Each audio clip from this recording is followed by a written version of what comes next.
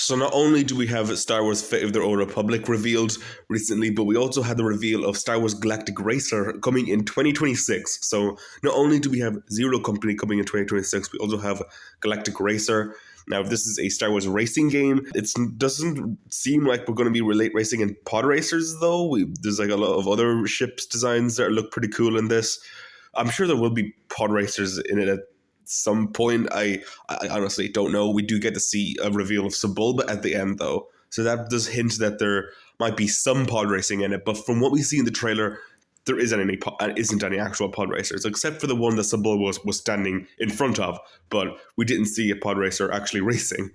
I hope this game will be pretty fun to play. I don't know if I'll play it that much, but I'll definitely pick it up anyway because I do like a good racing game, and a Star Wars racing game does sound pretty cool. They're even bringing a backup planet from Star Wars Racer, a game that came out in the early 2000s. I think Lucasfilm Games are trying to maybe nostalgia bait us into some of these games. Like, we're getting a couple of Old Republic games, and now we're getting a game that kind of reminds the audience of Star Wars Racer from the 2000s. I'm seeing a bit of a pattern here, at least from the games that have been revealed this past week.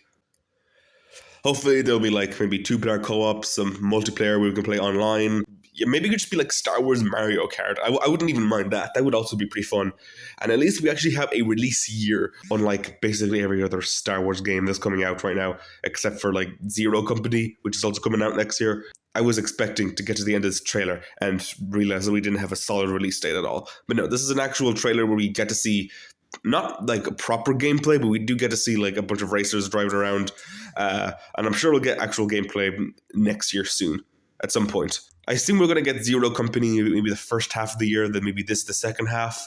Or maybe we'll get this in like May or something. But I wouldn't get my hopes up for this one coming like that soon. I'd say we'll get Zero Company pretty soon, though maybe May, hopefully. A couple of years ago, Lucasfilm Games said that they were going to start releasing 2 Star Wars games a year. And maybe this is actually starting with 2026 because we haven't got that so far. It's only been like 1 or none. I'm hyped. Especially when I got to see Sebulba there at the end. Look at him with that nice beard.